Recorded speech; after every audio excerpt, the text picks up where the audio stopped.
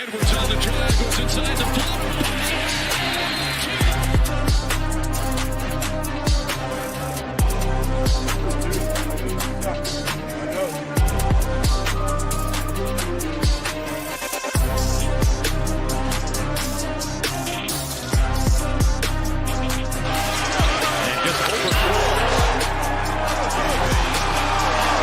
Turn him over again. Booker scoops it up. Booker brings the boom. Back. Another two-gamer on the docket here with my guy, Big T. Two-man booth over on the Run Pure Sports YouTube channel, talking NBA, talking DraftKings, DFS, bets, two-gamer slate. We got another late showdown. And Tony, last night's game, I mean, it almost couldn't have gone any more perfect for our script that we talked about for about an hour on this show with a one-gamer. I don't know how many people talk about a one-gamer for over an hour, but we did, and we literally hit the script perfect, and I don't like to boast or pump you up too much sometimes, but that shit doesn't happen very often where you literally nail the game script and you pretty much nail. I mean, I brought up Trace Jackson Davis at least 10 to 15 times on this show. No way anyone else was talking him up. He was 0.8% owned in the $20. I know you were high on Kuminga. Fading all those shitty Golden State plays. When Quentin Post got in that starting lineup, I was like, yes, that's perfect. I'd rather him start because he's not going to play when they suck. The game just went perfect too, except for like one thing, which was Ant getting hurt in the second. I think screwed it up a little bit for the ultimate part of our script. But how you doing? I know you had a nice little hit. Should have been a little bigger. Man, it's frustrating. The last two nights we nailed it. And what I did in SaberSim was I literally set a rule: 2 cheap guys on every team. Forced in 2 cheapies, and like Jackson Davis and these guys, I set it 20% men. So like I had 20% at least of him, 20% of Spencer, 20% of Kuminga, 20%. All of those guys that were like 1%, and even the scrubs, some of the ones that I didn't set them all at 20%, but the good guys at 20, and then the bad guys, like even the where's my playoff sheet? I'll pull this up real quick. Because it'll be easier to talk about. So like even the cheaper guys, which for the Warriors, like Santos and Braxton Key, I played like 5% even of those guys, Knox, but 20% Jackson Davis, 20% Spencer. We talked about fading Looney pretty much, like hardly any Looney. I mean, hardly any Gary Payton, these guys like that. And it worked perfect for sure. I said to lower like five points on all the like Golden State guys, which was a good scheme. And I even had like 20% Luka Garza too. So they didn't all work out. But I set the rule 2 of them per team. And man, it was just the best team. The 3. And I set a rule. My second rule was 3 Minnesota good guys, basically, of the not even Na included in that. So 3 of Ant, Randall, McDaniels, Nas, Dante, I think were the 5 I set that rule too. Yeah. Because it was the nuts. You got basically the build was 3 good Minnesota, Jimmy Butler, and 2 1K guys from either team. And once Jackson Davis got the early run, and Pat Spencer got the early run too. He didn't come through for us. But, I mean, this dude was in there in the first quarter, so he easily could have. And I think he was a great play, too. But he was just bad in the game. And he was owned, too, though. So, like, you getting on Jackson Davis, and, like, we know he's good on offense, so they need offense with Steph out. Under 1% is the key. So, when he gets 25 fantasy points, it doesn't matter what any other scrub does. And this is kind of how we sweat and how I sweat Showdown. Once you have Kuminga and Jackson Davis, and they're both at 25, the way the roster construction is, every other cheap guy has to beat that score. It doesn't matter. Like, it doesn't matter what anyone does until they beat that score. So, like, what the winner is going to be immediately. You're going to need the highest scorer in the captain because you got 2 cheapies now in the 20s. So whoever the highest scorer is will be the winning captain. And the whole game, you knew Ant and Randall were kind of going back after the injury in the second half. You knew they were going back and forth, like who's going to score more will be the winning captain. And it was like really close when Ant went out. I think it was within 1 point when Ant went out. He was still up top. Yeah. I think after at he never halftime. passed him fully. I don't think he was always. Either way, it was like going back and forth. And then at the end, you had Nah and Pods went on a big push at the very end before all the scrubs came in. The point being, like, we had a chance. We should have won. Yeah. It was $30,000 too with that team with Ant captain, 3 good Minnesota or 2 more good Minnesota guys, Jimmy, 2 cheapies. Was $30,000. How is the chop that big in a team that's that good? And it just shows you its ownership. You get Chase Jackson Davis, who you talked up a bunch, 1% owned, and he gets 25. You should win that slate. Like you should win that slate, and it's super annoying that it was. It was still a good night, a good 2 nights. I mean, both nights, the last 2 we crushed. Man, it's frustrating not getting all the way to the top. I have people texting me all night too, like our boy. I'm actually not going to say his name, but one of the people that watches the show was texting me all night and was in like the 20 max where it's good money to first right there all freaking night. And then just because the first place team in the $20 wasn't in that one. So it was the Pods team that beat him in that, which was even more annoying. He never should have. Pods outscored McDaniels by like a half point at the very end, which again, when you know these scores and how the scoring works, you knew it was going to be Randall versus Ant at the top, and you knew it was going to be Pods versus McDaniels versus Draymond, all those guys for who was going to be. And McDaniels was up like 15 points at one time on Pods. And then Pods hit a 3, got a steal, got a couple easy rebounds, and like it was just an absolutely brutal run out. But it is what it is. We called the Pods run out was really annoying. Like was very, very annoying. But I will just say back to I remember we were talking about like the cheapies specifically. One other thing I remember talking about when we went back and forth on like Minnesota guys. And I specifically said these Golden State guys are just better than any of the Minnesota 1K guys because of the curve factor. You just never know. He's going to play 13, 14 guys, which he did.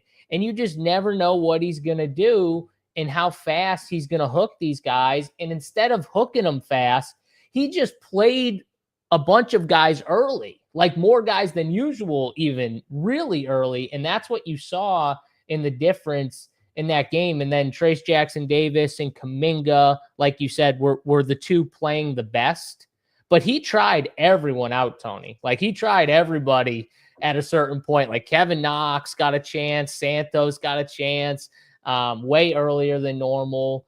I think Braxton Key came in for a little bit or a second and got a chance. Maybe it was a defensive play at the end of the half. I'm almost positive he came in the first half too. I'm almost positive. I think it was a defensive stand in the first half. Though, he still came in at the first half. Right. Right. And so to me, I was just, and the Trace Jackson thing, it made me feel better about him when they started posts. Cause I was like, ooh, they're not starting GP. They're starting another center. That's good. Maybe they want to play big a little bit more. And if they start out bad, Post gets hooked and then they go to Looney. And then I would assume from there, hopefully they'd still be bad and they try out Trace Jackson. And that's kind of what happened, right, Tony? It's kind of what happened. I mean, he just like ran 3 away. minutes each. That might have been our best take of any, is like Looney and those. They played 6 combined minutes and Post started. I mean, I didn't think they'd play a ton, but 6 total minutes is pretty insane. What did Peyton play? Because that was another play. Like people play 11, all these guys. So, yeah. And people play all these guys too, because what happens is, and then you see the people, it's the same people tilting about like the 60% Alex Caruso. That was a fail 2 nights ago. It's the same people tilting about that. And they're like, oh my God, Steve Kerr played 14 guys. What an idiot this guy is. But you should know Steve Kerr in that spot is going to play 13 or 14 guys. And if you don't know that, you should not be listening to them for NBA advice at all, because we know what Steve Kerr does. He just did it even earlier in the game, Tony, which was the funnier part of the whole thing. But does he do it though? Like, we knew he was going to do it, which is why we like playoff basketball, because we can make these reads. It's not all just projections in the playoffs, which is why we love it. But the side note of just basketball, what are you doing, Steve Kerr? Like, why do you do this? You know what he's doing? Do I have a ball in front of me? I'd punt it in my house right now. I literally punt the fucking thing, because that's what he was doing. He was trying to punt that game. Once, especially you see Ant go down, like, don't you shift something in your head? Like, let's go try to steal this thing. I don't think Steve Kerr shifts shit. I think he I has, mean, I like, watched him not do it, so I know he did it. No, I think he knows his guys. He's been in there enough. He's priority. Even they said it on the broadcast. They're like, Steve Kerr told us he's not going to push Draymond and Jimmy's minutes here. And I'm just sitting there and I'm going, what the, dude, you're in the NBA playoffs, in the second round of the NBA playoffs. Like, what are you talking about? You're not going to push your stars. Oh God. And like you said too, I don't know if you said this, but in that fourth quarter to start, we just needed one quick push. And he would have pulled his guys way sooner than 4 minutes or 4.5 minutes. He was dying to pull him. He was waiting. One push. Yeah, he was waiting to yank those guys. And I think it was Pods, honestly. I think he hit a three and drove and got a tip in. Yeah, Pods, Kuminga, and honestly, Trace Jackson Davis were the ones keeping them kind of around, I think. Brutal, because I just knew it. Like, our cheap guys were already there, and I wanted it to be Ant with the push to get above Randall. I mean, it just shows you. It's how it goes. We said it yesterday. You can have all these good takes. You just got to get a little lucky when it comes down to it at the end. You're in the spot. Like, if Ant, just say Ant, which easily could happen. Say he scores 10 straight to start the fourth. We win every dollar on the site, and that could easily happen. Oh, hold on. I missed this one. When he went down, Tony and me were texting, and we were just like, not like this, Ant. Not like this. But I saw him. I told Tony, I said, listen, MDJSU's here. I looked at it, and he's going to be good to go. I saw the trainer pull out those bands, and I saw what they were doing. I was like, nope, he's fine. The bands was way after we were texting about it, though. It was a little the after. Bands made us feel better. Yeah. I'm literally in the bands. I'm like, this dude got carried off the court by two humans with no weight on his foot. And I'm like, fuck, we're dead. And then he comes out. That didn't happen. And he comes out. The trainer pulled out the bands. He was doing those explosive 1 foot drills. And I was sitting there going, oh, if he's doing those drills, he's A-okay, people. He's A-okay too. So I am glad that injury, even though it did screw us in a way, I would have been way more mad if he never came back, because with the way the game went, they still would have probably rolled, and we still would have made money because everyone had Ant. Pretty much everyone had Ant. But we wouldn't have got to the top for sure. We probably would have even lost them, and it would have been way more tilting, because then you would have been like, what if he stayed in? What if all the what ifs? At least he came back, and we should have won, but whatever. It is what it is. Listen, I'll give Ant. He championed through for us like that. He looked like he was in serious pain. Make a freaking layup now, though. Can we stop missing layups, Ant? I mean, these are layups you get, and then he cries for a foul every. I'm like, dude, you didn't get fouled. Just make the layup. So I think what happens is when he does these moves, he's too much expecting contact. So he's expecting to draw the foul because he's Ant now, right? As opposed to just focusing on finishing it, he's focusing on drawing the contact, and you can't do that in the playoffs. Even SVG, who he said some crazy things on that broadcast, but even Van Gundy was sitting there going, dude, just make the layup. It's literally you're trying. Those aren't rim protection. No one's blocking you. Just go in and finish it. But he's not even worried about blocking. He's trying to draw fouls. I don't know who told him, but someone probably told him, just because I noticed this, Tony. I don't know if you did, but did you notice that, if I remember correctly, I'm not even going to look at the stats, I think Ant took 2 threes in the whole game, maybe three, He didn't shoot but any, so I believe it. two of them were in the fourth. One of them was off of a offensive rebound where his defender left him completely and someone just passed it to him and he took it.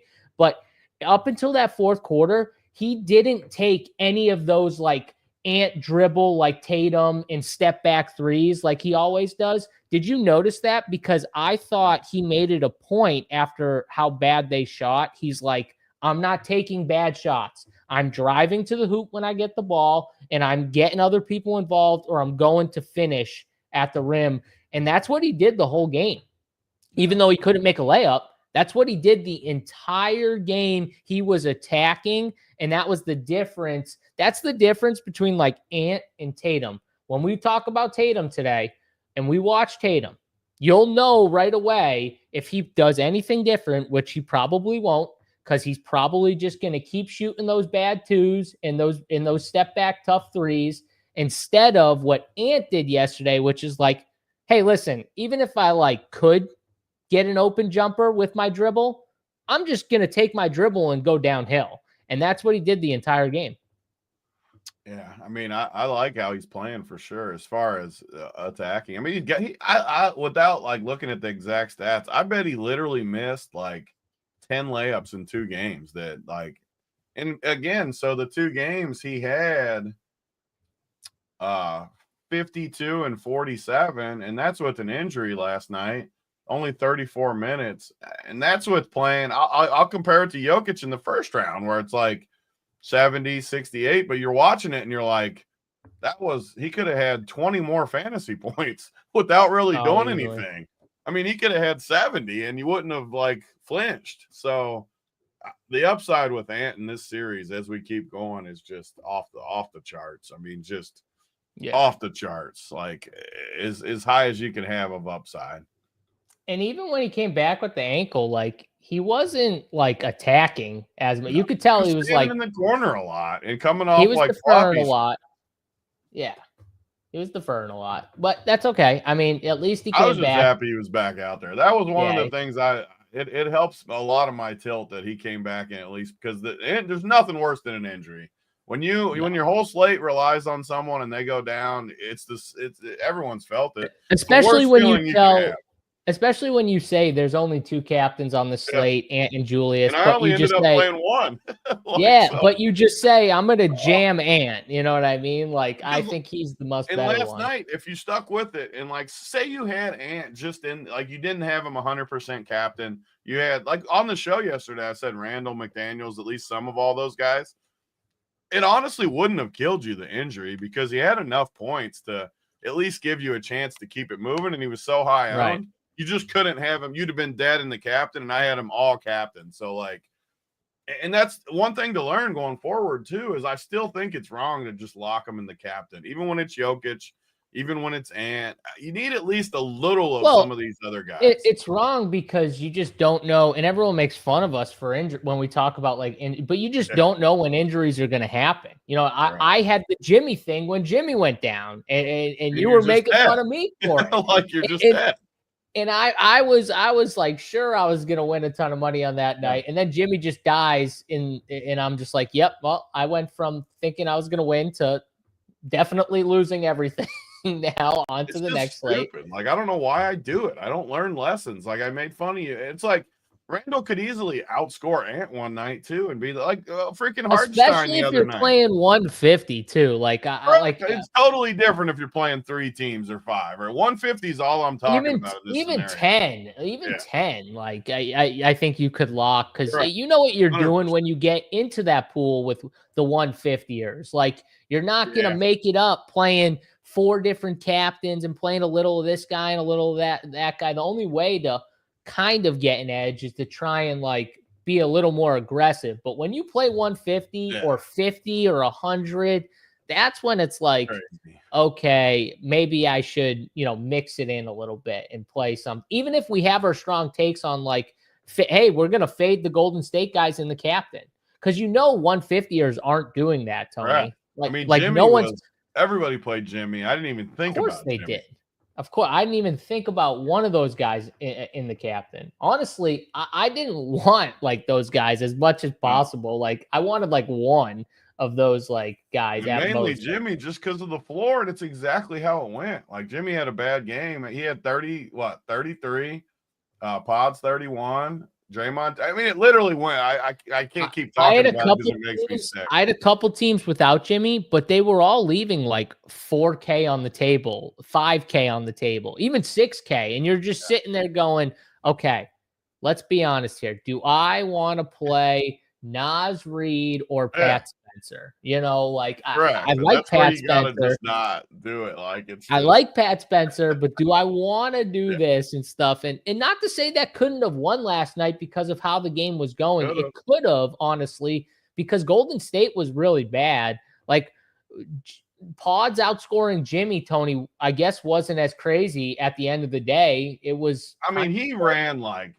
I would love to know their scoring. I wasn't watching it that close, but I bet it was like 30 to 15 going into the fourth. Going into that fourth quarter, I bet he had 15, 16 fantasy. I know he did. I don't remember what Jimmy had, though. I think he was maybe somewhere around 30 or something. So he didn't do I bet you like between 28 and 31, somewhere. If Pods was the tilting. Pods and Nah tilted me a lot at the end. And Nah, I like Nah a little bit, but I mean, he just went off. He was getting everything in there. Yeah, I mean, I definitely didn't like Nah as much. But again, he hit every shot, and he the benefited. Game stayed somewhat close. He would have come out too if it was a full blowout. It wasn't. He benefited from Ant getting hurt too. Let's just be honest here. That he definitely benefited in that second quarter from Ant. Today, I'm tilting too much from not winning it all last night. I know, but there was only one game to talk about from yesterday. It was the only game to talk about here. So. Yeah, I mean, what are you gonna do? The good thing is this series is gonna be easy money though. Like what? So did they lay a number yet for the next game? I mean, I honestly think, this series is gonna be the gift that keeps on giving, because I was waiting to see if they put the number. So Minnesota -5. I mean, that is just an absolute gift. Do you now see what I've been talking about with Jimmy, by the way? How he doesn't actually look to score? I mean, that's Jimmy forever. But no, in the playoffs, that's not Jimmy. He like normally flips the switch and just becomes aggressive Jimmy, where he's attacking and trying He'll be that game. He'll be that next game. He'll be that. I'm just telling you, he hasn't been that since this injury. I'm just telling you, because but he was with Steph every game except this game. Well, and this game was a blowout game. I will say this though. Do you notice how when they don't have that like outside shooter, like they're screwed. That's why we're gonna get all this free money. The Golden State stinks. What? Golden State stinks. Oh yeah, they do stink. We're gonna roll. Did you check the series price? It's -320 if you didn't.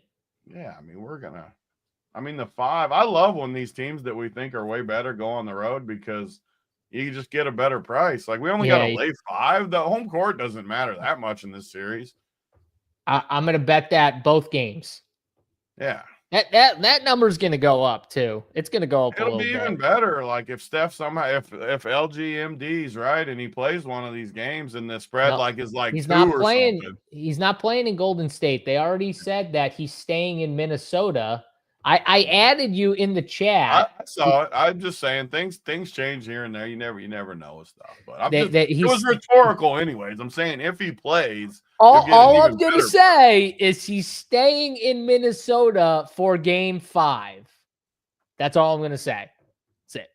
So we'll see. I still got the note right here. It's on the notepad. Get that notepad. I want to see it. Yeah. Can we white out Porzingis? No, can't wipe that out. It's still on the notepad. Damn it. Porzingis with his mystery disease. With his mystery disease. All right. Well, at least that game's tomorrow, so at least we don't have to worry about it for some of the Magic day. Johnson tweets had me dying. Like Porzingis tomorrow. Oh no, that reminded me of tweets. We didn't even talk about this, but the Paul Pierce where KG rolled up on. Did you see KG? Yeah, where he's like driving. You didn't see that like clip? He's driving past him and stuff like that. Put your seatbelt on. I was dying. The whole Paul thing. Pierce. How much do you think he actually walked? Everyone was talking about it. How much do you think he actually went? I think he walked approximately. Well, you know why I know he didn't walk the whole 15. He wasn't. It didn't even look like he was drenched, Like at all. bro. There's That no way he walked dude, the whole way because he would have bro. stayed live if he was walking it. Bro, Like, that dude would have been pouring sweat down yeah. his body, like down his body. I would have been pouring sweat, and he's Well, way bigger no, than me. that dude gets hammered and does like drugs too, though. Like, so it would have been sweating out of his pores. I'm telling you, bro, he would have been leaking everywhere, like Either everywhere. way, So it was a fun story to watch. I bet Even you if he walked like a total of a mile. Yeah, I bet. I think just each hour he like would have whoever was driving him just pull over and like, okay, I'm gonna 100%. Get out, take a few steps. Cause dude, he was walking in like shoes, like shitty, like not like walking shoes, I don't think, like or running shoes. Like so his feet would have been like killing him. Like yeah, He said no barefoot. way. That was the one thing he didn't do. He said he was gonna do it barefoot in the bet thing to begin with. He said, He I'll should walk have there done it. barefoot. Honestly, barefoot would have probably been better than those shoes he had on. I'll tell you that. Fuck your feet up. It was a fun story to watch, though, just because Paul, who doesn't get hammered and do drugs? Well, a lot of people do that. They just don't walk 20 miles to work the next day. I mean, if I lost the bet, I would do it. But like, if I like, I would have to lose a bet to do something like that. Those are things like that's a lot. Like walking 20 miles is honestly, I would get annoyed and start like jogging at a certain point because it'd just be annoying. Well, I'd want to finish it. You know what I mean? I'd want to like get it done with if I actually had to do it. Say you're going to do it when you don't win anything. If your team wins, you can't do it. These are the DC bets. You can't do one-sided bets. You got to be able to get something back. I mean, it was good though for like Pierce, like content wise, like it was great. Like that part is that's why you just go in on stuff. Like just I mean, I would bet you something like that, but that's not even fun because I would totally do it if I lost, and I wouldn't. You would care. like it. You'd have to do something you don't like. That was like when my buddy bet me I wouldn't do like a burpee mile, and I was just like, dude, are you serious? I'll bet you that all day. Like that's stupid. I'll do whatever you want. All right. Yeah. Bet me to get like hammered on a live stream. I don't like doing that. Like, everyone that'd be a bad one. Yeah. Everyone else likes it, not me. That's the best version. That's the best version. All right. Let's get to these two games here. Anything change when it comes to the odds? Tony, I just wanted to take a quick look at the entire odds board. So Celtics plus 310 now to win the finals. Cavs plus 900, Minnesota plus 900, hasn't really. Knicks plus 1,300, so that's moved a little bit.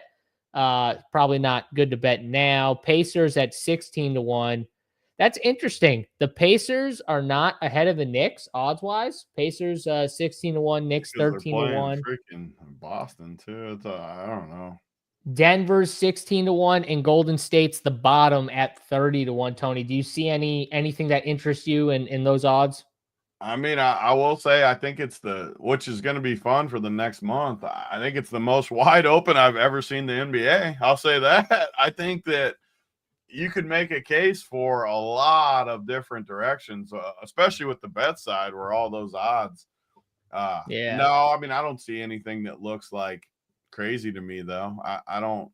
The teams that we're on right now, the dogs, I mean, I still don't necessarily see them winning the title or anything. I mean, obviously Denver, I'm partial. I could see them winning, but I still doubt it. Like they still would have to beat OKC, who's going to be tough, and then Minnesota, and then Boston or whatever. I mean, that's tough.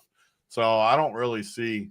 I don't know. I think they all look pretty legit. But I mean, I like all of our sides with our odds still. I mean, to start the series, Denver was what, plus 500-600. They're plus 350. Indiana was a dog. They're minus 205. Pretty much besides Minnesota, everyone else has shifted in your direction. I mean, Minnesota shifted. Minnesota shifted, but I mean, like, you're not betting them now at minus 320. No. You know? Yeah. But I mean, you have a decent edge in all four of the bets that we talked about. You weren't on the Knicks, but you didn't bet the other side. And then you have a decent – it's always good when you can bet the other side of all four and make money like doing it. So I think we're in good shape. I'm just going to wait until the Knicks are down 20 again and live bet them. I can't wait. God, every single time. 20, man. Every single time. I'm just – dude, just set an alarm to it. Like literally halftime, check. Okay, they're down 20. What you need to happen is them to go down 20. Who? The Boston? Yeah. No, because they have no heart. They'll lose by 40. That's the difference. Like they got no heart. God, they're just man. Knicks sweep would warm my heart. Yeah, I'm sure it would. We'll see if there's a Boston's sweep. close to breaking. Tatum's hearing all the heat. Tatum, I mean, this is the problem when you play with teams is now the Knicks are up 2-0 and you're playing with fate where, like I said yesterday, if you're playing with like Brunson just getting red hot one game where he just goes for 40 and then all of a sudden you're screwed. And these games are free rolls now to the Knicks because they know they can beat you in Boston. They've done it twice. So they know they can do it. So even if they did somehow lose these next two games, Tony, a team like the Knicks is going to be like, all right, we'll go back to your house and beat you there. So yeah, I mean, I don't think the Knicks are definitely looking like we got to win one of these two. Like whether they admit it or not, they're like, we got to win 1 out of 2. And then we got 3 games to win 1. I will agree with Landis saying if you like the Celtics, now's the time to bet them. Because if they come out like they're gonna win this game. Because if they go down 3-0, that's pretty much it. So if you like them, bet them now because you're expecting them to win tonight. Like this is, in my opinion, we keep talking about them. They aren't even today's game. You're confusing me. I know, but I'm just saying if you like them, I keep saying today, but you're confusing me with it. I know, because like, I'm looking at the wrong game. I just have that game on my mind, and I agree played every day the same as Denver. That's why it's confusing me. I'm like every time they've played the same. And I agree with what Land is saying. Like bet them now because they're gonna move. That line's gonna move if they win Game 3. Is what I'm saying. So. If you like the Celtics. I know I'm getting confused too with the games, but all right, Cleveland. Double checking. I'm like, am I looking at the wrong thing? I know Beanair's already told me twice that they don't play today. They play tomorrow. And I'm like, I know, but I keep thinking it's today anyways. And I've got the games like right in front of me too. And I still keep saying it like it's today. And I literally like my screen. We're not right. Well, at least I don't think we're doing the show tomorrow anyway. So we can get it out of the way anyways now talking about it. Oh, that's a good point too. We're not even on tomorrow, so yeah, it's a good point. All right, Cleveland, Indiana, first game out, 7:30 game here, in Indiana for the first time here, up 2-0 on Cleveland. The big news with this game is just going to be these injuries, Tony. It's just the series. They all were at shoot around, so I assume they all play.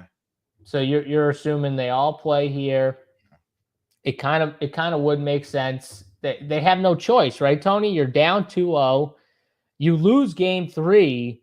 The thing I don't get though is if they can all just play tonight, why were they not playing in Game 2? I think the idea was at home. Try to win one. Try and win one without them. They thought they could. I mean, they could have won that game. Like, they should have won the game. They should have won it. I'm not talking about that point at all. They should have won. Absolutely. I'm just saying, like, if you're one of those 3 guys and you're really that close. So I guess my point is not that they should have put. My point is that they're still hurt. They're just playing because they need to now. Yes. I think they're still hurt. Yeah. I think they're still hurt. Yeah. Which means the spread is just crazy to me. And I'm just going to keep taking Indiana. I just don't. And the good thing is these guys being rolled in, the spread's going to go up at least a little, like a point or two. Yeah.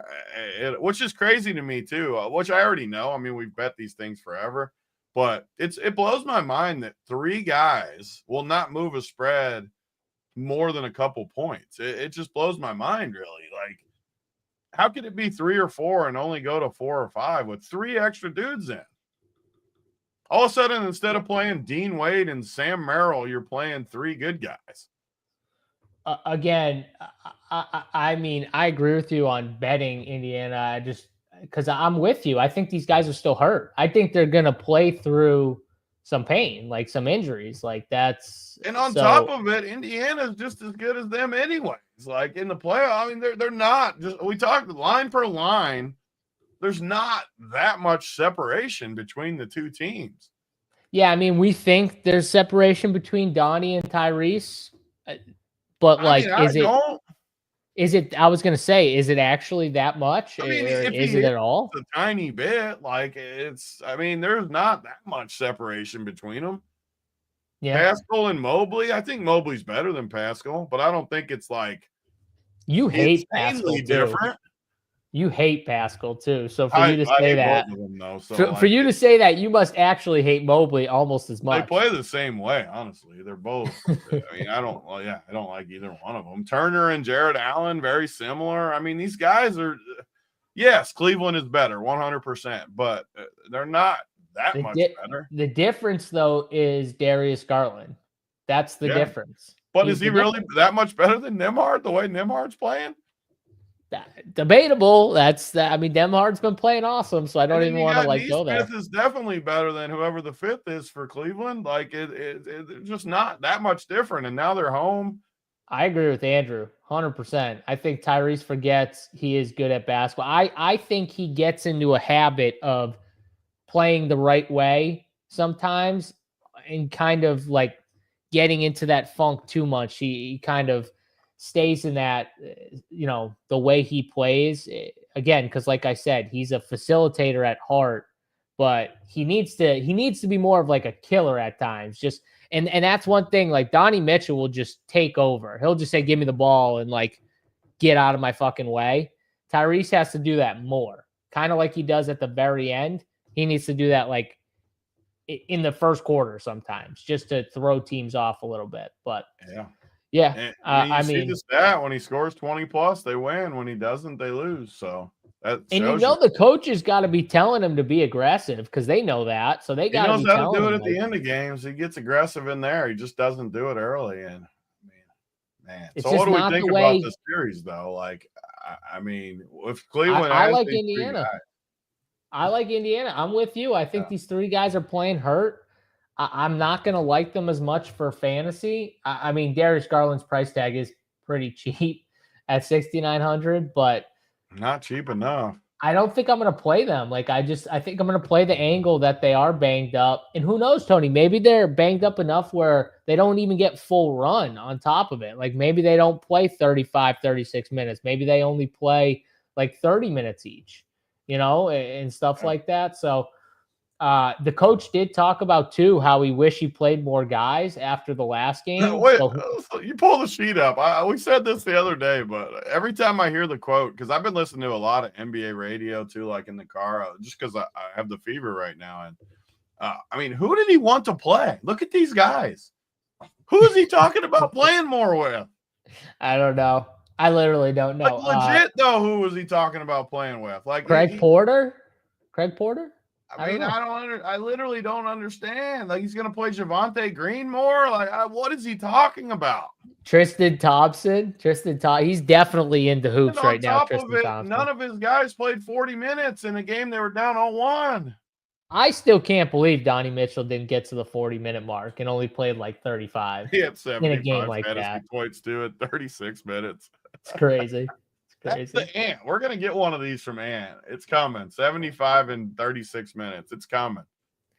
It's going to be the game, though, where Jimmy also gives them like 60.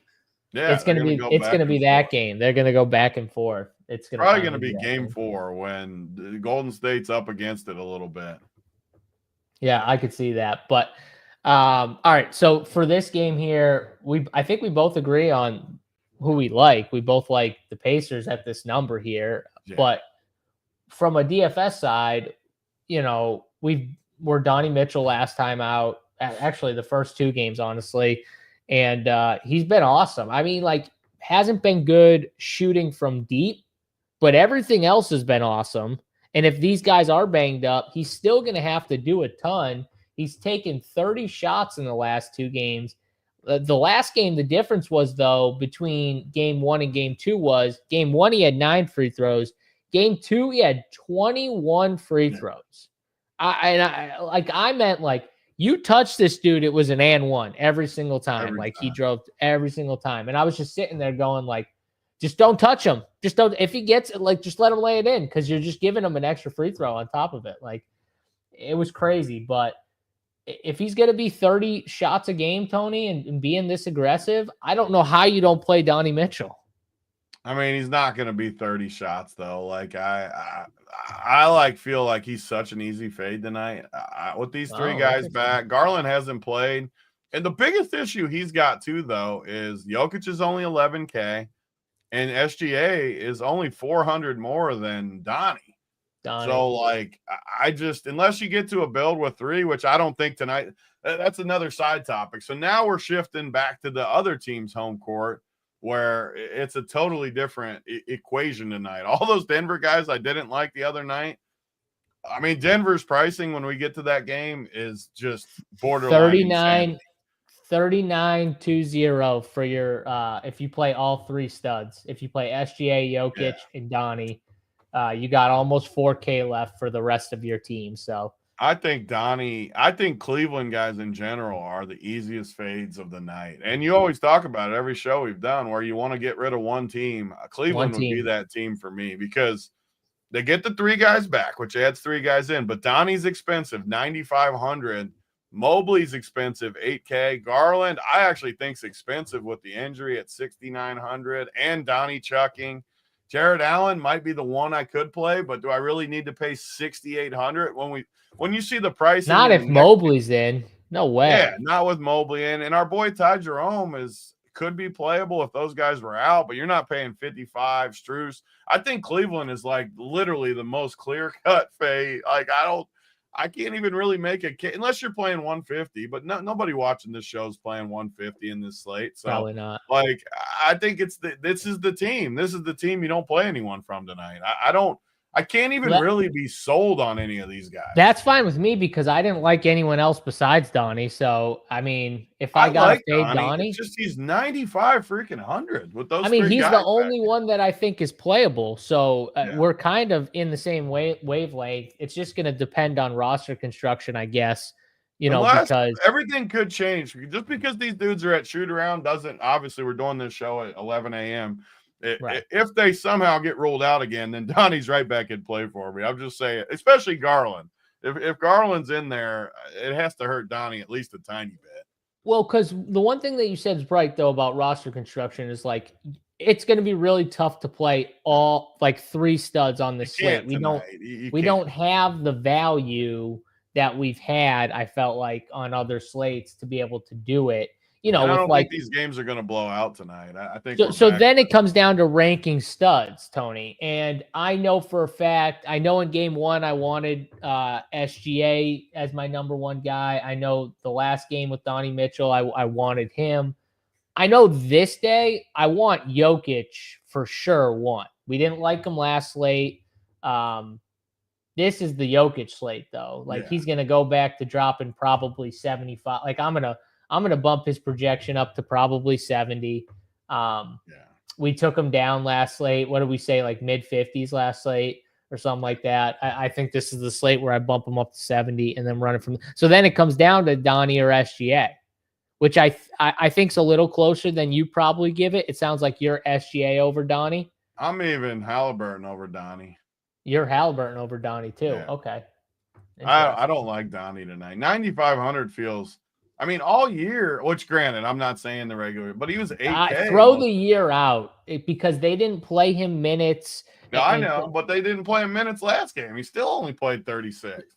And again, he's like the big game hunter too. Like in my head, like he played up against the good teams. Like every time they played a good team, he like kind of like played up. And I remember playing him in DFS. You don't have to sell me on Donnie. I love Donnie. I just not tonight. I'm saying I think he's the only guy that's like even playable on the Cavs. And he has the upside, which is nice. I mean, clearly he has upside. But yeah. And they're on the road. I think like you said, that might help Donnie too. He likes playing up to the crowd. He loves playing. This Indiana crowd's good. I mean, Halliburton is cheaper. I don't know. I don't like Halliburton. Could you foresee a blowout? I got a question. Could you foresee a blowout? I couldn't. I mean, which direction would it be? I'm asking you, like, could you see No. Indiana blowing out Cleveland? No. No. Unless Cleveland has those 3 guys out, then I could. Yeah. Okay. If those 3 But guys play, I can't but see we that. don't think that happens, right? We don't think that happens. So I we think they mean, with play. them at shoot around and down 2-0, I mean, I'm pretty sure they play. At least 2 of the 3 plays. And Let's Pacers see. aren't going to blow them out. Cleveland, I don't No. see either game blowing out tonight. I think we get 2 good games on a Friday night. So okay, so you don't like Cleveland. So you obviously like Indiana, besides Halliburton, who you just said you'd take over Donnie.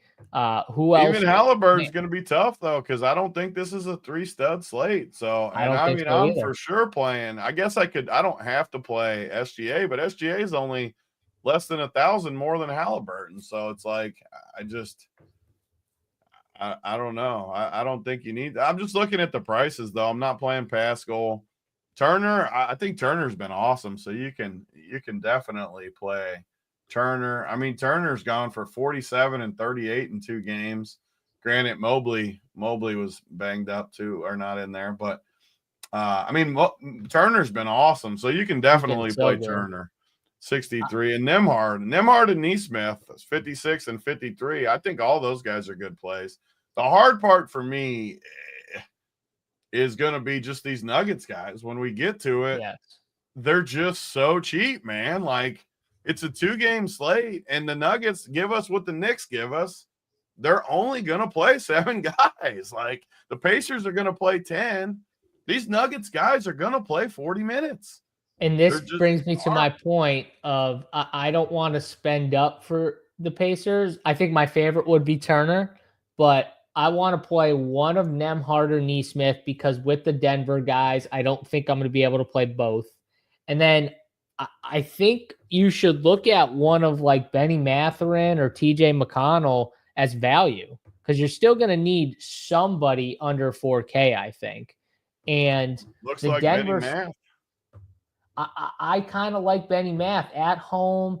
Honestly, too, when they were making the run, I think they like found something a little bit with Benny Math. If you watch his first run, his first stint, Tony, out there, he got a couple quick fouls and Carlisle hooked him. So he was out there for like 2 minutes. So a lot of his run came like after that, and he played 20 minutes, and he was kind of in there when they were making that push. It's just he gives them like real offensive, like for that second unit that is terrible offensively. I mean, they play Thomas Bryant, they play Jarris Walker, Obi Toppin with Benny Mathurin and TJ McConnell out there. You can't play. First of all, you should never play that lineup in the NBA playoffs ever.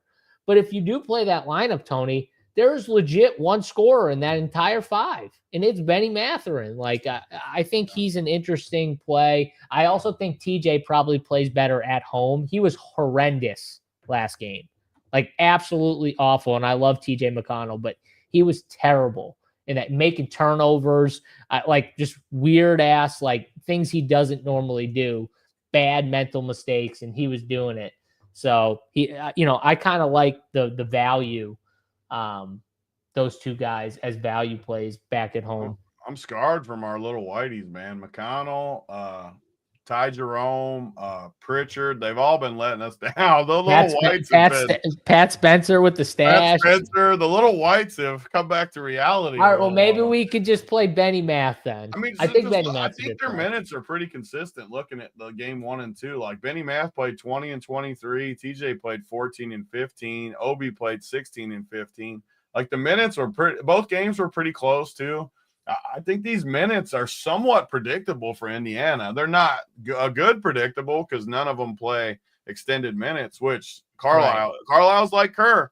He's not changing. He's playing all these guys. So I think you can base a lot. And it's Benny Math clearly for me, just because he's just the best talent too. But I think you can play TJ too. And honestly, in a 3-stud build, I think you can play a couple of these guys because their roles are solidified too. And there's no other game tonight, at least, that these 3K guys make sense. So your 3K guys are going to have to come from Indiana.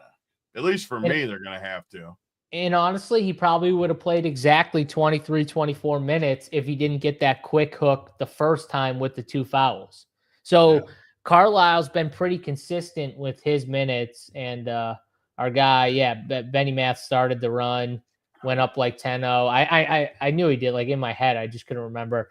But he was good to get them back in there. So, yeah, I think he's interesting. And I like Nemhard again here. So yeah, I think we're on the same page. My favorite. He's just rock solid, just So rock solid.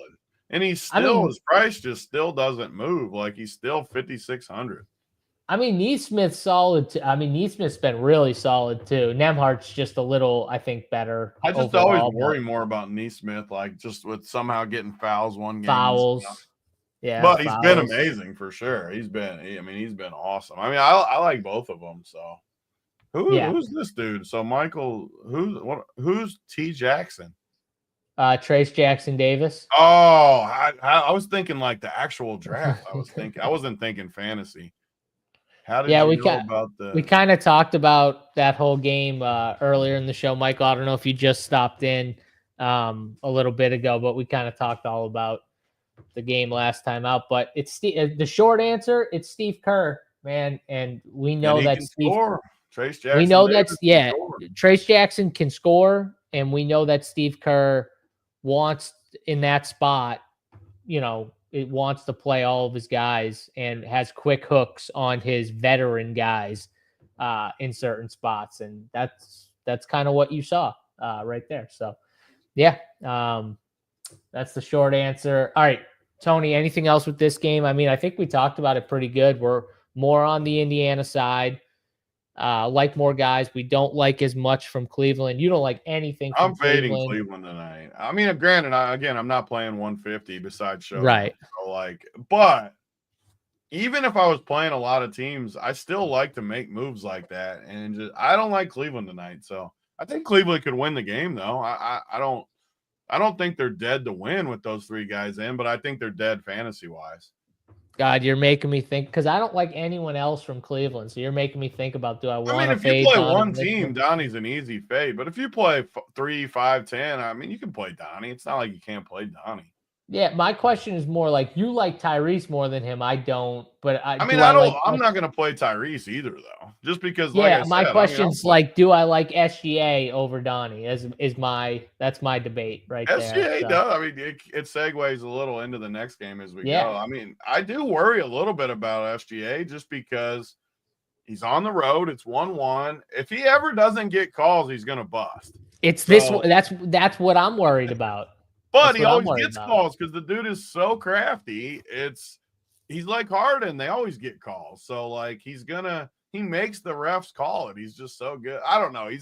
He should be higher priced. For all 3 of those guys to be in the 9Ks, I just don't. I mean, look at him. It's bad games.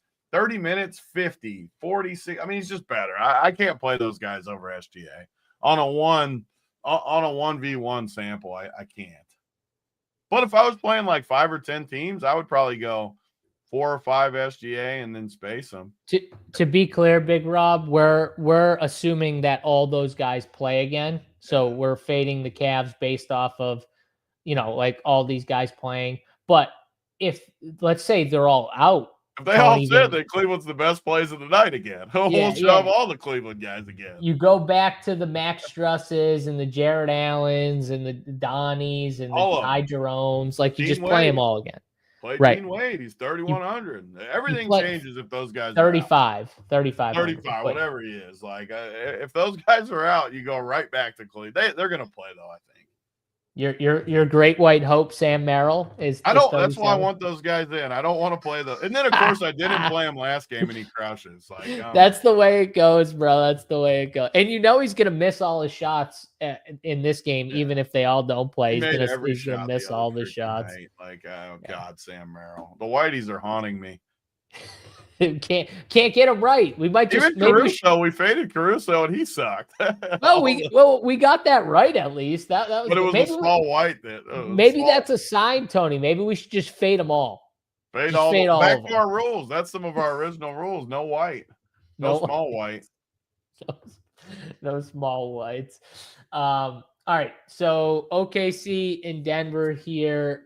I'm assuming we're back on the Denver train. At least I know I am at these The prices. problem with this slate, I'll just get right into it because I love first of all, I love Denver +5. I'm a homer, but whatever. I didn't like Denver the other night. I mean, to get 5's crazy at home.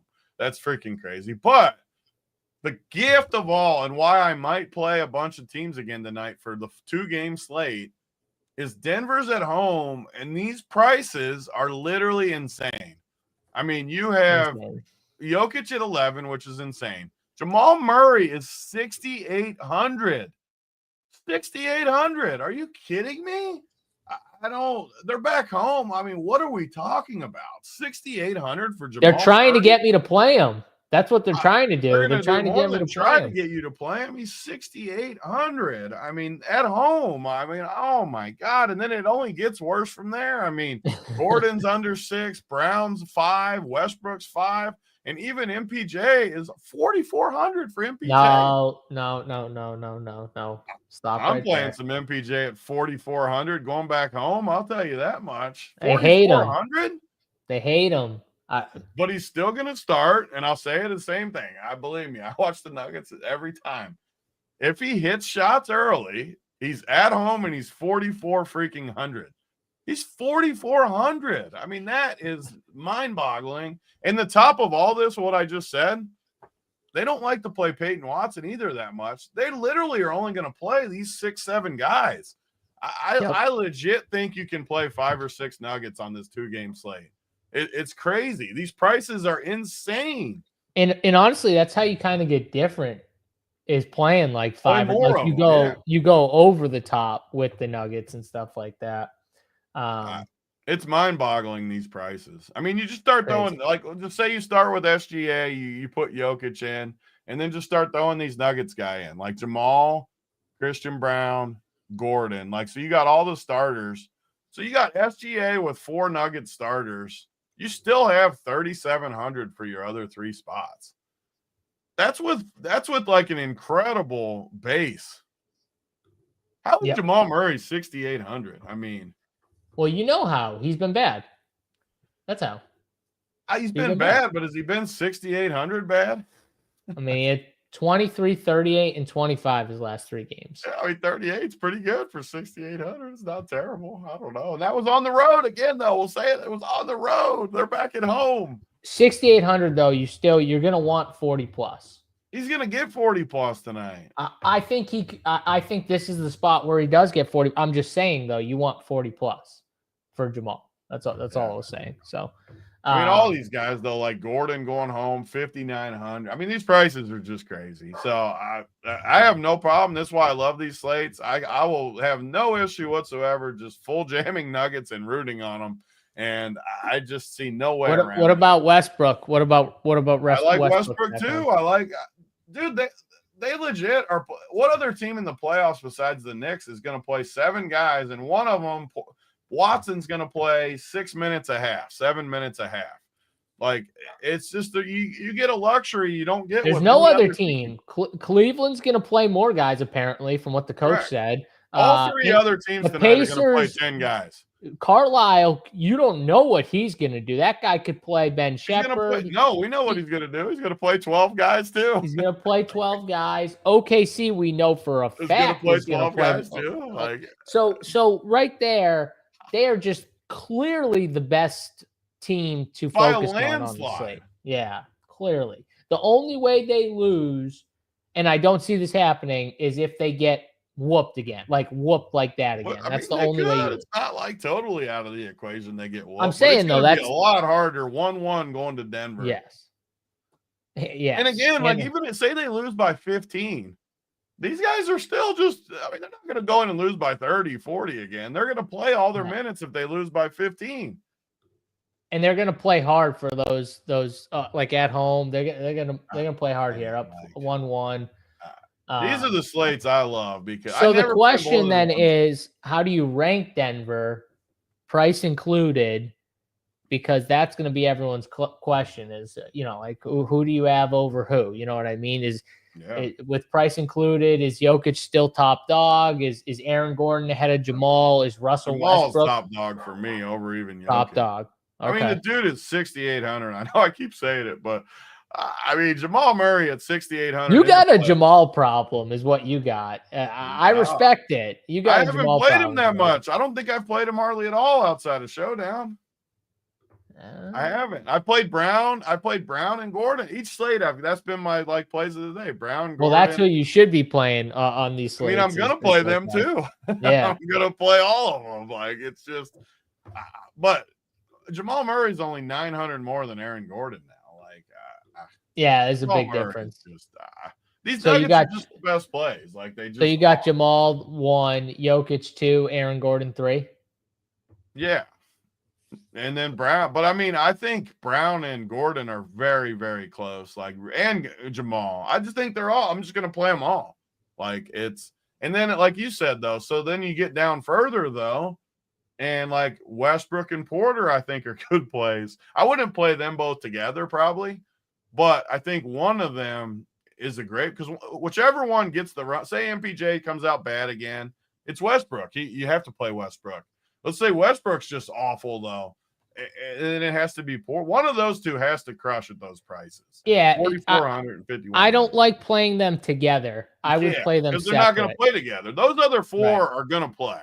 Jamal, Exactly. That's what I love about playing those four. You're getting 40 minutes from those four guys. And then Peyton Watson's rotating the few minutes from all the other guys, And the few minutes they sit. Yeah. I know. I know. I'm saying it's just a luxury to play four guys on this slate that are playing 40 minutes. And it could be even more. It could be 44 minutes. Yeah, I mean, I would even make a rule I want at least 4 nuggets of the 6, I guess, that you see. And it's a 2-game slate, so you're not over shoving. This is not too much nuggets on this slate. It's just not. No, it's a 2-game slate, and then we're not even talking about if the first game somehow did blow out. We don't think it will, but it doesn't mean it won't. Nope. And I will just say this. What happens when that first game blows out? Well, if the first game blows out, then this game's going to ship. But I will just say also, too, don't be afraid to play those teams where, you literally just jam 2 teams, on these 2-game slates, because those are different. So when I play 4 or 5 Nuggets and I play 4 4 to 5 Pacers or something like that. And I have I took the fade one team and I took it a step further and faded both teams or something. And somehow those are the winners or something those builds you can do. You take away, you can make those builds easily. And it's all the plays that we talked about that we like. It's the Miles Turners, it's the Andrew Nemhards, Aaron Nesmiths, paired with the Jokic's and the Murrays and the Brons and the Gord. It fits, Tony. You can fit those type of teams. I'm just building one and I'm just looking at it. I'm just oh man, I can easily do this. I can easily make this work. 3 to 4 Pacers and 4 to 5 Denver. Well, I'm just saying, just in general too. I agree with what you're saying, but so that build, I was the perfect build in my mind. Every day, the last 2 days, we've had the winner when I've talked about the build. Today, you can play those 5 that I talked about. One being SGA, so not exactly what you're saying, but SGA with the 4 Nuggets that play 40 minutes, and the 3 Pacers that you talked about fits perfect. The 3 bench Pacers guys. Dude, I just built it. Yeah, I like that build too. I just built the team though. I already built my team for the day. I just built it. It's literally a 5-3 with Denver, and it's all the good Denver guys. It's literally the 5 good Denver guys, or that I see as the 5 best Denver guys, and then 3. It fits like a glove, and it's the 3 Pacers that I would prefer to play on the slate. It's just and right there, you fade so many plays that this team is going to be different. Yeah. I mean, it's going to be different. 100% it's going to be different. And that's what you want on a 2-game slate. And that's not even talking about if you somehow get a little blowout run in the first game with these Pacers guys that are cheaper. If you somehow got some blowout run, that would be that'd be crazy if you got the blowout run on top of it. But yeah, no, I think I think we're right in line with what we want, at least on this slate, and who we like. I mean, both of us are Denver, Indiana tonight, both home teams and stuff. I will say the road teams have been crushing early in the playoffs, Tony, but that's Now all you right. got all the big dog favorites are all the road teams now too. So And yeah. and honestly, you said the spreads are what, like 5 each? Both of them are like 5.5 No, or something? Cleveland. Well, Cleveland might be now with the guys in. Boston was 5.5, and OKC Yeah, was but 5. that's tomorrow. Don't confuse me again. I'm already don't confuse me Cleveland's again. up to 4.5 now since those guys are in. So yeah, I mean, basically all 4 road teams are -5 in that range. All 4 road favorite teams. Dude, that's Pacers plus 154 at home. Like And I that's like just, all just because we won't be on tomorrow. I like all 4 home teams. I'm sticking with the sides and or no, don't I don't bet the like Knicks I pre, like bro. Minnesota. I take that back. I like Minnesota. I'm not taking Golden State. Don't The bet other the Knicks pre. Wait until Oh live. yeah, Just I'm I mean, telling you, just wait until it's live. Like, and if you don't catch the line, then it's fine. Like, you just move on. But the Boston team, like, they will hit a run. Like, wait and then fire on the Knicks money line once you get that line up to like 10-1, because it will get up there again if they go on that run. So yeah. all right, Westbrook. I'm sorry, Showdown talk real quick, just to throw it in there. But Well, let's look at captains, OKC just real quick. Is there any yeah, pull them up. other price? So like even the OKC side, they're even like too cheap in my opinion because I think this game's a good game. So Jalen Williams, 7,600 is definitely in play. But again, like I put him on like the Jamal level. He's probably slightly better than Jamal as far as the production, but it's still a decent price bump. Hartenstein, though, at 6K is definitely in play. Caruso, I wonder what Caruso will be owned now with a little price bump because I think he's an incredible play again, just because they're going to need him again in a close game. And then everybody else, I'm just like Chet's expensive. I'm not playing any of the 3K guys really. It's just I think they're going to limit their minutes a little bit though. Like they always want to play them. I don't think they're just going to keep playing like so balanced with these minutes. Maybe they will. I don't know. OKC seems to like that, but I don't know. I feel like if they were going to extend, it's going to be in a game like today. It's 1-1. So Yeah. there's no cushion. You don't have like a cushion lead where you can get back home with like, even if it's tied, like, if Denver wins, they go up on you 2-1. Like, so like this would be the game where it's like, maybe they do extend the minutes of some of these guys, and Chet plays 35 minutes or 34 minutes or something like that. He is the one though. I feel like I do worry with the minutes, like him. His minutes are terrible. Look at him. I mean, Yeah, granted, there's been some blowouts and stuff, but still, his right. minutes have been bad.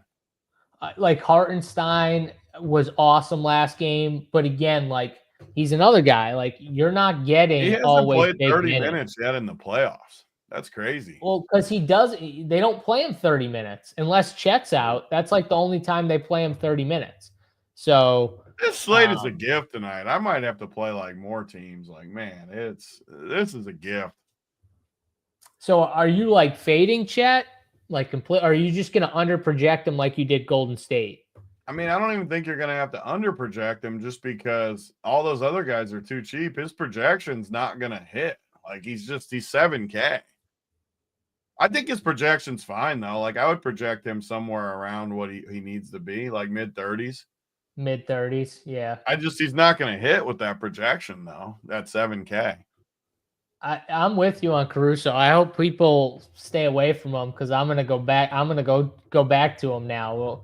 We'll on the road too is flop. like good for him. It's a good spot. The only problem with Caruso, you still just need stocks, which is a little annoying. Like he'll get them, but you still need them. I mean, I love this game. So, and again, you're still gonna need some cheapies. I mean, you're playing. I know you're probably going to play a bunch of Jokic captain. I would assume it's Jokic and Murray are your two favorite captains here.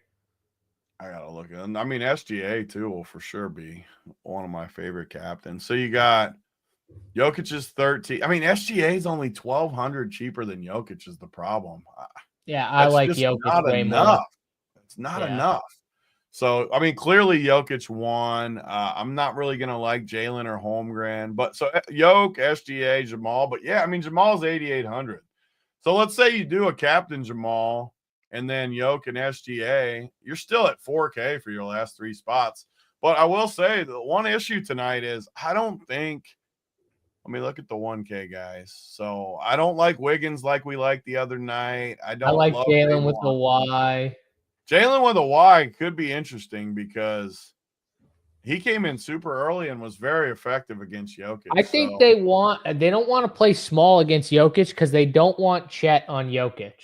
So whenever Hartenstein comes out, if Jokic is still in, they don't want the matchup with Chet. I don't know what it is. I don't know if it's because they know he can't handle him or foul trouble but it looked pretty clear to me that they try to stay away from that matchup as much as possible. Yep. I mean, I totally agree. Just looking at some of these guys too, it's just gotta because I don't like Kenrich isn't really gonna play in these spots. Not unless it's a big blowout. And again, like these cheap guys are fine. Like in your player pool, you got to leave all these OKC guys because they're just cheap. Like, I mean, I don't love any of them. Just looking through the names, I mean, Wiggins 1,600. He's still only 1,600 though, so you're gonna have to play him. You're gonna have to play Peyton Watson. You're gonna have to play Isaiah Joe and Cason Wallace. I think you're gonna play a little Strother too at 1K because he got minutes. Strother and Jalen I think Jalen with the Y is way better, but Strother, I do too. Strother's not gonna play though. I'm just saying. I think he's got a chance to be that 8th guy and play like 5 minutes. No, I mean I agree with you there. He played 6 game 1. He's the only one that has a chance. Put it that way. Right. Like, none of these other dudes outside of just weird stuff. I don't like any of these other guys really. So I agree with you. Jalen with the Y is like by far the best. Damn, Jalen with the Y in there. And I know you made fun of me, but I'm not the MPJ guy. He's 4,400 in Showdown too. Well, yeah, but in Showdown, you're just going to need plays like that because of the Jokic. Like if you want to play Jokic, he has upside though. Like it's more than that for me. Well, I think he could have a 30-point game if he just makes shots. Well, he does have ups, but I don't think he needs 30 at 4,400. That's the thing. Like, yeah. I think 24. I think 24 gets him there, honestly, with Jokic. It is brutal though, because a few of these games I feel like he's played pretty good. Like that Nuggets game 7, he was pretty good. 30 minutes, 24 was all he got. That's concerning. That like a few of these games I felt like he played pretty good, and he just hasn't really shown it. And again, like he took 11 shots, he made 6 of them. Like that's kind of what he's going to get because Jamal and all these guys, Jokic, they're going to be super aggressive, like absolutely aggressive. So it doesn't leave as many, you got to capitalize on the shots you get is what I'm kind of saying. And so like MP, that you can tell though, like the games he's decent in, like he's capitalizing. In the games where he's not, he's kind of just out of it and he's out. So, 4,400, I can take a chance. It's tough too because you're going to land in that range a lot. So you're going to have a lot of teams where you decide between Dort and Porter and Cason Wallace and these guys. You're going to have to choose, and I'm just choosing Porter over those guys. I don't like Cason Wallace and Joe as much. Not at home. I like them more like at home. They still are at risk of, again, I'm not saying they're not going to play, but they're at least at risk of falling off a cliff one game with minutes. Like it could happen. I just worried, like, is OKC like conditioned to do that? Because they haven't done that all year. I mean, they probably won't. I mean, I agree. And it could happen tonight, or it just depends on the game flow too. But it definitely depends. I mean, Jalen with a Y, I'm with you on him. He's going to be a must for me. So the build with Jamal that I was talking about fits perfect. But what if we go because I obviously want to play Jokic captain. Obviously want to be captain. It makes it a little harder then on the Jokic captain. It'll be hard to play Jamal with it, or unless you don't play SGA, but I kind of think I have to play SGA in Showdown. Well, because you fall in that, I think you got to play two cheapies. You got to play at least one 1K guy and one like And then Isaiah one like Joe. Peyton Watson, Wiggins, Isaiah Yeah. Joe type dude, which it's Yep. tough. It's I'm fine with. I mean, I would even make so like my core. If I was like, I would put Jalen with the Y in my core because I just feel like always the 1K guys, just they get you different too. Like people don't like to do it, so I think that just gives you so much flexibility. Even with I think with I think Jokic and SGA is SGA. too close to Jokic for captain. So I think if I had two captains, it would be Jokic and Jamal. Just because even though like I not that I love Jamal in this series, because I already said I don't love Jamal in this series, but these are the spots. Like if you're gonna play Jamal, play him like at home here, game 3, he's going to at least be aggressive. He's going to take more shots here in this spot. He only took 9 shots in the last game. Like he's going to chuck in this spot, whether they go in or not. We just want the attempts. So that if you're going to play Jamal, I think these next 2 games are the time, Tony. These are the Jamal games here coming up. Definitely, and the price is right. I mean, the price on these Nuggets is just insane. I just literally insane. If you the go chat, be there. 3-4-1, Stop instigating with MPJ captain. Stop instigating. We're not doing. Don't be not on the Jokic slate, please stop. Not on the Jokic SGA. That don't be doing that stuff. But He's instigating. Tony, if you play 2 1K guys plus Jokic in the cap, 2 1K guys, and then Jamal and and SGA, that leaves you 7,900 for your last spot. If you can find 2 1K guys. So I don't love the 2 1K. Gordon. It gets you to Gordon, though. I don't love the 2 1K builds, but it wouldn't shock me if somehow even Strother just scoring like 8 somehow got you the win. I think you're going to need some stuff to happen, but stuff happens in these games. The issue I have with the 2 1Ks tonight is you don't have to go that much higher for like Wiggins, who's guaranteed. I mean, look at his numbers in the playoffs, 18, 10, 15. Yes. He did have a 0. He's had double digits. He's a way better play. He's a way better player. And he's only 600 more. So like, I just don't think you need, and I'm always the one, people that watch our shows, we talk about it every day, the 2 1Ks. I just don't think this is the slate for 2 1Ks. Side note, Aaron Wiggins is actually good. Like he's actually good at hoops. So and on that exact build you talked about, so like the only difference by getting Wiggins instead of a 1K is you got to play Brown instead of Gordon or Westbrook instead of Gordon, and I just think that's definitely worth it until Gordon goes for 50, and then it's not worth it. But then it's not worth it anymore. 100%. Still though, I think it's just a way better play. All those OKC guys are cheap enough, which again though is going to make them higher owned too because people are going to play them, which. Man, if you could sell me on Strother actually playing something and getting 10, because that build will get you different. Like that Gordon build will be a good build if you can get run from a second 1K guy. That's just the question. Like the 1Ks are definitely tough. Like Wiggins, though, he's not gonna.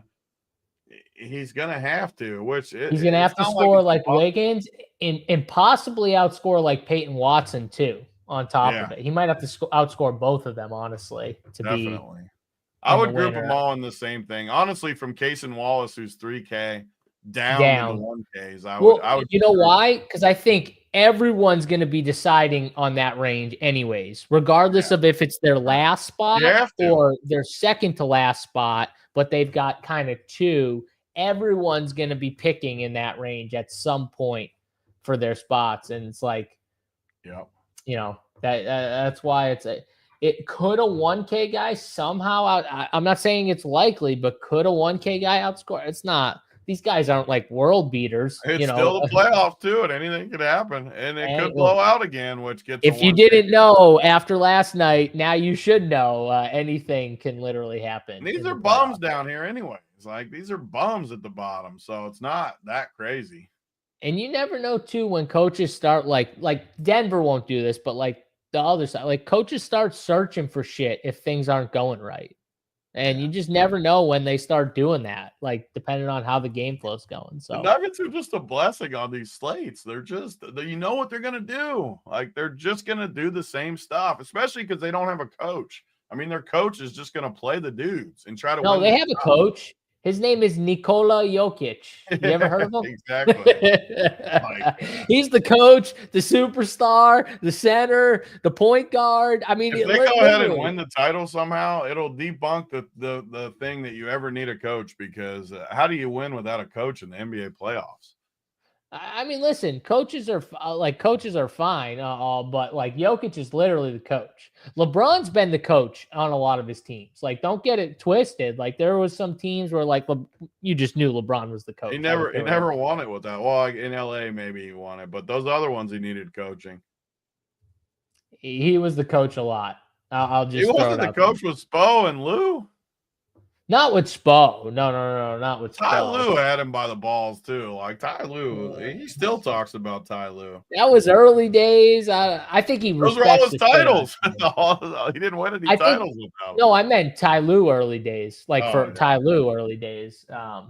Ty Lue's an amazing coach, though. I mean, obviously. So, how does LeBron get the amazing coaches? By the way, just another side. He had plenty of bad ones in his peak. I mean, don't get me talking about that. Dude. Who was the foreign guy that he had? He was the worst coach ever, whoever that guy was. So LeBron wasn't the coach that year. Come on, he Tony. might have been the coach that year because it was he terrible. Was definitely the coach that year.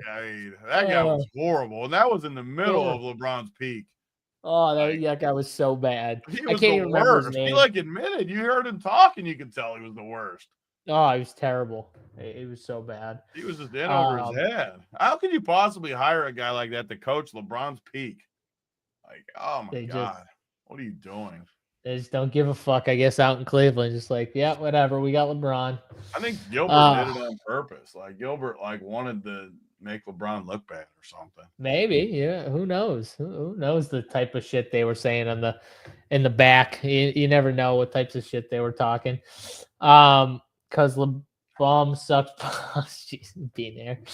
All right. So Tony, we talked all about Showdown, the 2-gamer, the bets we like. Favorite play? You want to give like a favorite? You can go lower owned if you want, cheapy, top guy. I think I know who you're going, but I mean, my Nuggets are too easy to pick someone. I don't want to pick one. I mean, MPJ would be like that guy for me that I think's a tournament guy, but I was trying to find someone better than that.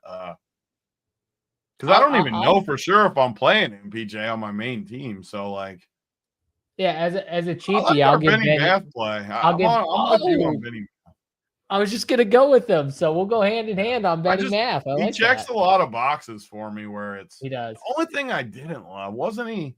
How much was he? Was he 39? At 37 or no? TJ was 37. He was 39, I think. I don't love the price, but I do like the thought of it. The good thing about him though is he's dual eligible, so it helps make a lot work because you can play him at like either the guard or the forward or util, obviously. But that's kind of huge.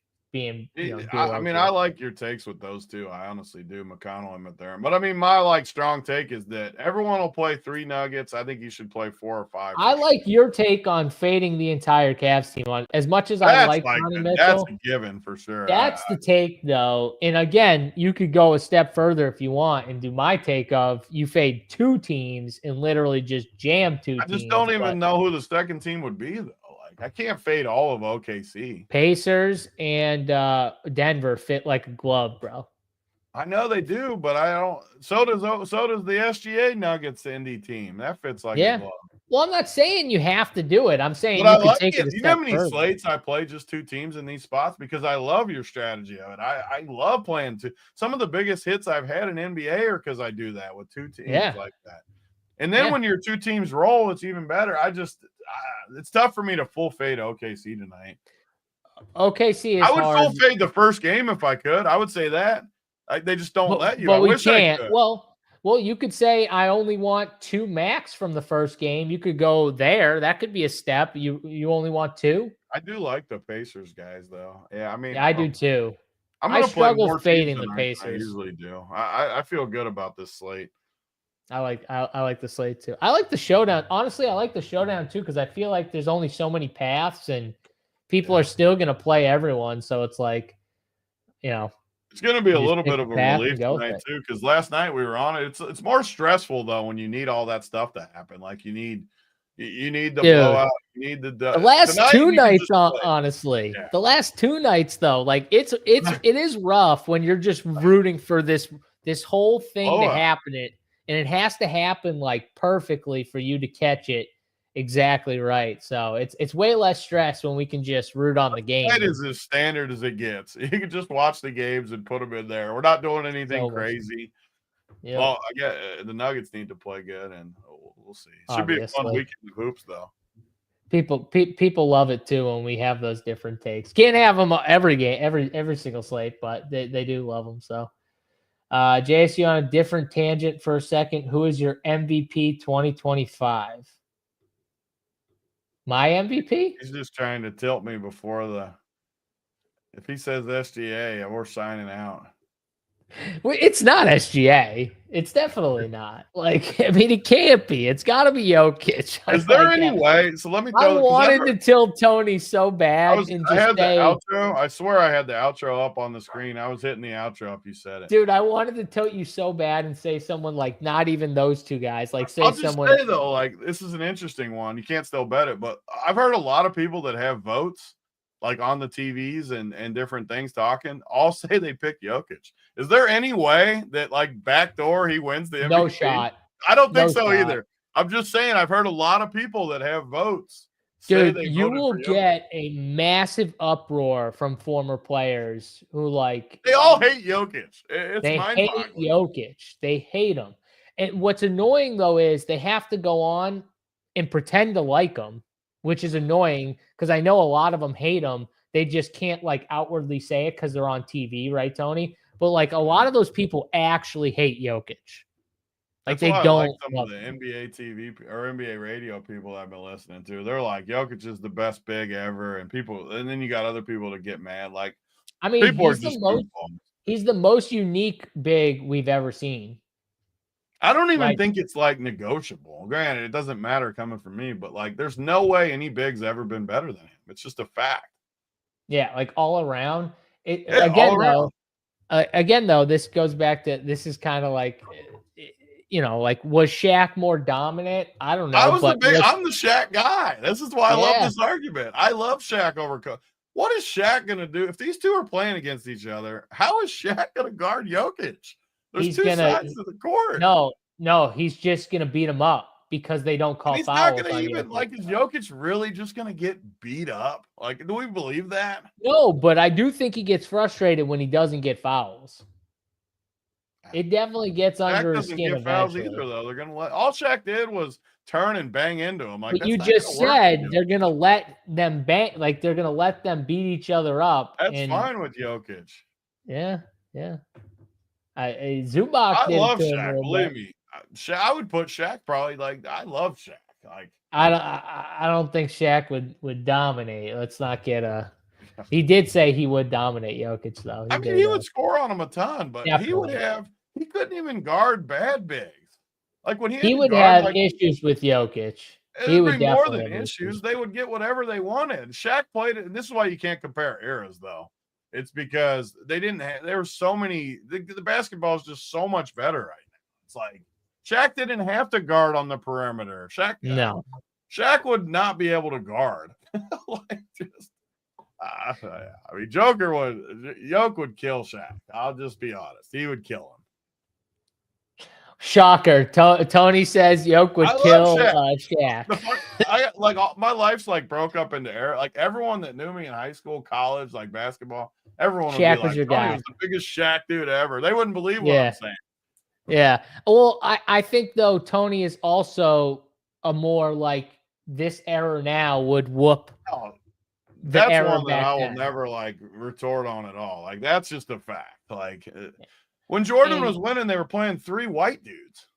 And my retort back would just be like, yeah, but if those guys played now, correct, they would be better too. and the other guys played back then, it would almost like they wouldn't be the same. None of the guys would be the same, pretty much is my point. Because they all grew, and stuff like that, and they have formed way based more off of what they technology see. now and all that Oh, stuff. yeah. I mean, I will say, though, you can't compare eras. I will say, though, the pressure of social media nowadays has to be like way more than back then. Like the cameras are just always on you. Dude, you're mic'd up, bro. They can tell what you're saying now. LeBron's been mic'd up since he was 18.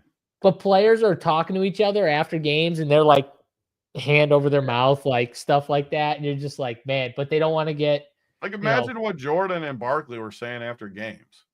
Oh, God, I would have loved to listen to Jordan just shit talk all these people and call them bums and stuff like that. Like, it would have been great. Like, he was probably calling some of them plumbers. I wouldn't doubt it.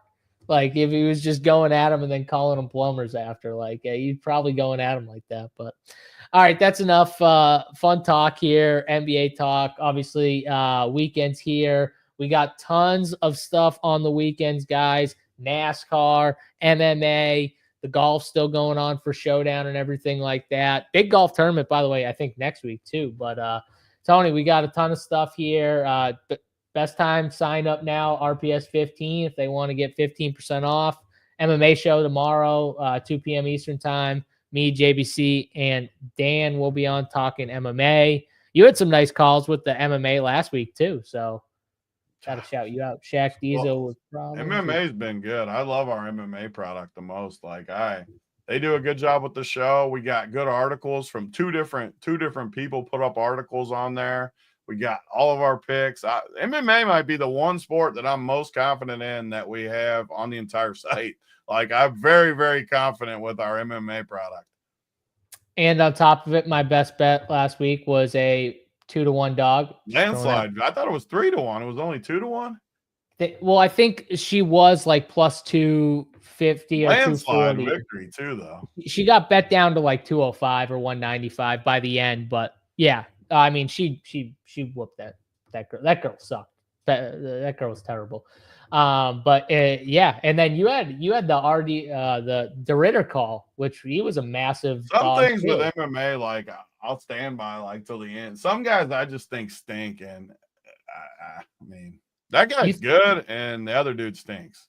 The guys that are like one-sided, pretty much. Yeah, those are the guys that was like, a destruction too. Destruction, yeah. Yeah, it was. It was a good call by you. All right, that'll do it. We'll be back on Monday for more hoops talk, at least me and Big T. Good luck in your DraftKings contests. I did see, too, they brought back the King of the Diamond promo, I'm pretty sure, and they made a minimum, I think, this time, Big T. $5. So I think the minimum's $5. So King of the Diamond's back. If you don't know what the King of the Diamond is, you pick at least 2 home runs, up to 5. Dominate you. Bo Nickel would dominate you, Big T. Yeah. Bo Nickel would definitely roll Big T. He would just roll. It would not be, it'd be short and sweet. I'll tell you that much. Yeah. He'd get the 60-second bonus. I'll tell you that right now. He would definitely get the bonus on DraftKings because he'd get you pretty quickly. I don't have to go against him is the good news. I could just pick other guys against him. That's the good thing. You don't actually have to fight him. So do I have to make his weight? I got problems if I got to make his weight. I think he'd fight you at a catch weight because I think we could find a catch weight in the middle. I think he'd just he'd take you down and it'd be over pretty fast once he got you down. So big tree fall hard. That's a good one, though. Yeah, Big T's got no balance. So once you get that single leg and that's not true. That is not he's true. Out. You took a fact and turned it into fiction. I do have good balance. Dude, I ripped a single on you in your kitchen. I thought you were about I'm just standing there messing around. Balance is one of my strengths. I'll get you on 1 foot. We'll see how good your balance is then when you're on 1 foot. You went from Bo Nickel to now JSU one-legging me again. Now get us. I'm just telling you guys. I would take a big. I'd take your ass down. The fall, the big tree, the fall. But King of the Diamond promo over on DraftKings Sportsbook. Check it out. Bet at least 2 home run parlays. You can bet up to 5 home run parlays. Bet 5. Don't tell them to bet 2. Bet 5, people. Oh, no, I was just saying the minimum. The minimum is 2. The minimum is is 5 5 on our show. You bet 5. You bet all 5. Yeah. I went from 0 the first one to 3 out of 5 the second one, Big T. So hopefully I can go from the 0. other way. I went 4 and then like 2 the second time. Or you 1. see this guy fucking one up me. I went 4. No, I went the other way. Time. What do you mean? I went the wrong way. Yeah, but I you still texted you beat that one me. day when I almost hit it. When you're the one that told me to bet it. Well, yeah, but you still beat me. It was because you had. I didn't win. Day. What do you mean? I didn't beat anyone. I didn't win. I lost. Well, you got more than me. You got 3 was my best. It doesn't get you nothing. I won $0. Well, that's a good point. It doesn't. Well, no, it can. But that's the promo. It can win you something because the promo outside of the parlay is if your guy hits a bomb and that team is the highest scoring team on the slate, then you will win. Whatever the mix is of $1 million, the prize pool is $1 million. So however many people bet that team and any of those guys on that team to hit a bomb and they hit it, you guys will win a share of, I think it's $1 million, right, Tony? It's still $1 million? Yeah. I'm pretty sure unless it changed. So, and the minimum bet is $5. You can obviously bet more than that if you want, but if you're betting 5, like we say, it's probably perfect just to throw $5 on it, right, Tony? $5. You could still win a few. I probably do get tempted. I'll be honest. Like with the football one and stuff, I just always did the minimum. I'd get tempted with these home runs because they pay just an absurd amount of upside when you throw it in there. Even just like $20, like just quadruple, like just get to like 20. The problem is we're never going to hit them. They're always going to lose, but it's still fun. We're always going to be like 1 or 2 short, and then we're just going to be. It's just going to hard it is to get 5 freaking home runs in a night. It's so hard. Honestly, but like you said though, you still have the upside. If one of your guys gets it, maybe you get your 20 or 50 back easy. And maybe it's easier too if you just like take 2 guys from from 2 teams, and then you have 1 single, and just hope those 2 teams hit like a few bombs or something. You just get lucky that way. Like, because man, picking 5 home runs from 5 different teams, even though that is the right strategy, I think it's so much harder. There's a reason we stack in DFS. Yeah, it's hard to get 5 bombs. That's it. Big T, I think he means like got Bo on the workbench. Yeah, you got Bo on the workbench. So no dudes on my bench. I think he meant you got him like you'd own him on that. Yeah, I get it. Correct. If that's what you mean, Pepe, yes. He does not get ladies. He gets owned. He does not get ladies. Oh God! All right, we gotta end the show there. Small noodle, no ladies. Check out rumpuresports.com. RPS 15. Get in, get your 15% off. Come hang out with us in the Discord. Talk shit with me, Big T, the whole crew. Come hang out with us. Good luck in your DraftKings, DFS, and bets, and the King of the Diamond promo over on DK Sportsbook for Big T and myself. We'll see you guys on Monday. We're out of here. Peace.